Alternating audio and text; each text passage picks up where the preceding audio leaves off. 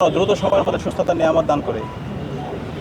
প্রিয় উপস্থিতি, আমরা এই ডাকসু নির্বাচন উপলক্ষে ঢাকা বিশ্ববিদ্যালয়ের শিক্ষার্থীদের স্বতঃস্ফূর্ত উচ্ছ্বাস দেখতে পাচ্ছি।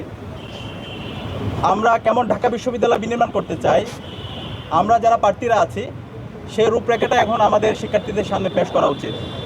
কিন্তু আমরা যদি প্রপাগান্ডা করি, আমরা যদি সে আগের কায়দায় ট্যাগিং এবং ফ্রেমিংয়ের রাজনীতি করি, তাহলে শিক্ষার্থীরা, আমরা এই ধরনের যারা কাজ করতেছি শিক্ষার্থীরা তাদের বিরুদ্ধে অবস্থান নেবে। তো সেখানে আমি সবাইকে অনুরোধ করব, আমরা যারা ক্যান্ডিডেটরা আছি, যত ছাত্র সংগঠন আছে, আমরা সবাই যেন দায়িত্বশীল আচরণ করি এবং আমাদের আইডিয়াগুলো শিক্ষার্থীদের কাছে নিয়ে যাই। আমাদের যে জোট, সেই জোটের পক্ষ থেকে আমরা বলতে চাই, আমাদের এই ঢাকা বিশ্ববিদ্যালয়কে আমরা পলিটিক্যাল ইনস্টিটিউট থেকে আমরা একটা একাডেমিক ইনস্টিটিউট করতে চাই। আমি যখন ঢাকা বিশ্ববিদ্যালয়ে প্রথম বর্ষে ভর্তি হয়েছিলাম, অথবা আমার মতো এখানে আমরা যারা আছি, প্রত্যেক শিক্ষার্থী অনেক বড় একটা স্বপ্ন নিয়ে ঢাকা বিশ্ববিদ্যালয়ে ভর্তি হয়। ঢাকা বিশ্ববিদ্যালয়ে আসার পরে যদি আপনি জিজ্ঞেস করেন, প্রত্যেক শিক্ষার্থী সে বলে সে বিশ্ববিদ্যালয়ের শিক্ষক হতে চায়, অথবা একজন সরকারি আমলা হতে চায়, অথবা ভালো একজন একাডেমিশিয়ান হতে চায়। এইভাবে অনেক বড় বড় স্বপ্ন থাকে। কিন্তু এই স্বপ্নগুলো বিশ্ববিদ্যালয়ে যে আবাসন সংকট, খাদ্যের অনিরাপত্তা, স্বাস্থ্যের অনিরাপত্তা এবং কোকারিকুলার অ্যাক্টিভিটিগুলো ঠিকমতো ফাংশন না করা এবং শিক্ষার পরিবেশ না থাকার কারণে এই স্বপ্নগুলো স্বপ্নভঙ্গ হয়ে যায়।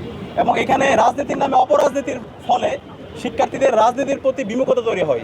তো সেই জায়গা থেকে আমরা যদি শিক্ষার্থীদের ম্যান্ডেট পেয়ে আমরা যদি সেবা করার সুযোগ পাই, আমাদের প্রথম কাজ হবে এই ঢাকা বিশ্ববিদ্যালয়কে পলিটিক্যাল ইনস্টিটিউশন থেকে এটাকে একটা একাডেমিক ইনস্টিটিউট করা। এবং আমাদের একাডেমিক ইনস্টিটিউট করার জন্য আমরা বারবার বলছি, আমরা টিচার্স এভ্যালুয়েশন সিস্টেম চালু করব। শিক্ষকদের মূল্যায়নটা আমাদের করতে হবে এবং আমাদের শিক্ষার্থীদের লাইব্রেরি ফ্যাসিলিটি, আজকে আমাদের যে লাইব্রেরিগুলো আছে খুবই ভঙ্গুর অবস্থা। আমাদের প্রত্যেকটা জায়গায় আমরা লাইব্রেরিগুলোকে আধুনিকায়ন করব। বিজনেস ফ্যাকাল্টি থেকে শুরু করে আমাদের সায়েন্স ফ্যাকাল্টি যে লাইব্রেরিগুলো আছে এবং সকল লাইব্রেরিগুলোতে এই লাইব্রেরির আওতায় নিয়ে আসা। এবং এর পাশাপাশি আমাদের এই বিশ্ববিদ্যালয়ের সায়েন্স এবং টেকনোলজির দিক দিয়ে এগিয়ে নিয়ে যাওয়ার জন্য বিশ্ববিদ্যালয় প্রশাসনকে আমরা বাধ্য করব। আমরা জানি ঢাকা বিশ্ববিদ্যালয়ে একটি ইনস্টিটিউট আছে, সেটা হচ্ছে লেদার টেকনোলজিক্যাল ইনস্টিটিউট। বাংলাদেশে আমরা জানি আমাদের রফতানির অন্যতম একটা খাত ছিল, বৈদেশিক আয়ের অন্যতম খাত ছিল আমাদের এই লেদার। কিন্তু আমরা দেখতে পেয়েছি আমাদের এই আইলেটের শিক্ষার্থীরা অনেক সম্ভাবনাময়, কিন্তু ওইখানে যে মেশিনারিজগুলো আছে প্রোডাক্ট তৈরি করা, সেই মেশিনারিজগুলো 30 থেকে 35 বছর আগের, যে কারণে মডার্ন সময়ে বর্তমান সময়ে যেভাবে প্রোডাক্টগুলো তৈরি করা দরকার সেই প্রোডাক্টগুলো তৈরি করা হচ্ছে না। একটা সিন্ডিকেট এখানে তৈরি হয়েছে। তো ইনশাল্লাহ আমরা যদি শিক্ষার্থীদের সেবা করার সুযোগ পাই, আমরা অবশ্যই আমাদের এই আইলেটকে নতুনভাবে আমরা ঢেলে সাজাবো। এবং আমরা আশা করছি গত 1 বছর জুড়ে আমরা যে সমস্ত কাজগুলো করেছি, শিক্ষার্থীদের পাশে যেভাবে ছিলাম, শিক্ষার্থীরা ঐক্যবদ্ধ শিক্ষার্থী জুটের লিডারশিপ কোয়ালিটি, তাদের সততা, তাদের দক্ষতা এবং শিক্ষার্থী বান্ধব কাজ, এই সব কিছু এবং জুলাইয়ের আকাঙ্ক্ষাকে ধারণ করে আমরা যতগুলো আয়োজন করেছি সেই আয়োজনগুলো সব কিছু শিক্ষার্থীরা স্বতঃস্ফূর্তভাবে গ্রহণ করেছে। এবং এই ডাকসু নির্বাচনে শিক্ষার্থীরা আমাদের উপর আস্থা রাখবে এবং ইনশাআল্লাহ শিক্ষার্থীদের ম্যান্ডেট পেয়ে আমরা এই ঢাকা বিশ্ববিদ্যালয়কে সবার ঢাকা বিশ্ববিদ্যালয় হিসেবে গড়ে তুলব এবং এর মাধ্যমে এই ঢাকা বিশ্ববিদ্যালয় একটা গণতন্ত্রের স্থায়ী রূপ আমরা এক্সাম্পল সেট করব, যেটা পুরো বাংলাদেশে আমরা ছড়িয়ে দেব। সবাইকে অসংখ্য ধন্যবাদ। আসসালামু আলাইকুম রহমতুল্লাহ। আমরা সতর্ক প্রার্থী অনেকের সাথে কথা বলেছি, তারা বলছেন যে এই স্তরের নিরাপত্তা দিলেও তারা শঙ্কায় আছে ছোট্ট নির্বাচন নিয়ে। এবং তারা বলছেন যে ইতিমধ্যে বিভিন্ন রাজনৈতিক সংগঠন, যারা রাজনৈতিক দল তারা দিয়েছে, তারা তাদের মেইন যে পেজগুলো আছে, ফেসবুক পেজ বলেন কিংবা এলাকা কেন্দ্রিক তাদের রাজনৈতিক সংগঠন, ওখানে থেকে রাষ্ট্র নিয়ে তারা মিছিল মিটিং ইতিমধ্যে শুরু করেছে।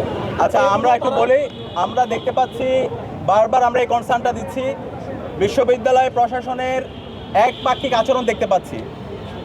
আমাদের এই বিশ্ববিদ্যালয়ের শিক্ষক রাজনীতি আছে এবং এই শিক্ষক রাজনীতিতে একটা নির্দিষ্ট দল সেই শিক্ষক রাজনীতি এবং সব কিছু তারা কন্ট্রোল করে। এবং বিশ্ববিদ্যালয় প্রশাসন যদি আমরা দেখি, বিশ্ববিদ্যালয় এখন হল প্রভোস্ট থেকে শুরু করে পুরো অ্যাডমিনিস্ট্রেশনে একটা দলের রিপ্রেজেন্ট করে। তো আমরা এটা বারবার বলছি, আমাদের শিক্ষকরা, আমরা তাদেরকে শিক্ষক হিসাবে দেখতে চাই, কিন্তু তারা যদি তাদের আদর্শকে প্রায়োরিটি দেয় এবং তাদের যে ছাত্র সংগঠন আছে সেই ছাত্র সংগঠনকে আলাদাভাবে তারা স্পেস দেয়, তাহলে তারা শিক্ষার্থীদের বিরুদ্ধে অবস্থান নেবে। ইতিমধ্যে যে সময়টা গিয়েছে সেই সময়গুলো দেখে আমরা খুব উদ্বিগ্ন। অনেক আচরণবিধি লঙ্ঘন হয়েছে এবং একটু আগে যে বিষয়টা বলা হয়েছে, এই যে রাত বিরাতে বিভিন্ন ধরনের বিজ্ঞপ্তি দেওয়া হচ্ছে এবং সেই বিজ্ঞপ্তির কোনো ক্লারিফিকেশন নাই। আমরা যখন জিজ্ঞেস করি যে বিজ্ঞপ্তিটি দিয়েছেন সেই বিজ্ঞপ্তি ক্লারিফিকেশন দেন, বলছে না এখন কোনো প্রচারণা করার জন্য, এর আগে বলা হচ্ছিল। কিন্তু যখন একটা ছাত্র সংগঠন প্রচারণা শুরু করছে তখন বলতেছে না তোমরা এইভাবে করতে পারবা। তো মনে হচ্ছে ওই ছাত্র সংগঠন যেভাবে কোনো কিছুকে ডিফাইন করতেছে ওইভাবে সব কিছু সেট হচ্ছে। তো এইভাবে যদি চলতে থাকে আলটিমেটলি লেভেল প্লেইং ফিল্ডের যে কথা বলছি সেটা নিশ্চিত করা অনেক কঠিন হয়ে যাবে। তা আমরা অনুরোধ করবো বিশ্ববিদ্যালয়ের শিক্ষক, তারা আমাদের শ্রদ্ধাভাজন, তারা যেন শিক্ষক সুলভ আচরণ করে। তারা তাদের পলিটিক্যাল পার্টি অথবা উপর থেকে কোনো আরোপিত যে হচ্ছে নির্দেশনা, সেই নির্দেশনা যদি এখানে ঢাকা বিশ্ববিদ্যালয় বাস্তবায়ন করতে চায় তাহলে জুলাইয়ের যে আকাঙ্ক্ষা সেই আকাঙ্ক্ষার বিরুদ্ধে তারা অবস্থান নেবে এবং এর মাধ্যমে শিক্ষার্থীদের বিরুদ্ধে তারা অবস্থান নেবে। আমরা চাই না আমাদের শিক্ষকরা এই ধরনের শিক্ষার্থী ভার্সেস শিক্ষক অথবা কোনো একটা রাজনৈতিক দলের এজেন্ডা ভার্সেস হচ্ছে অন্য দল এই ধরনের কোনো ধরনের হচ্ছে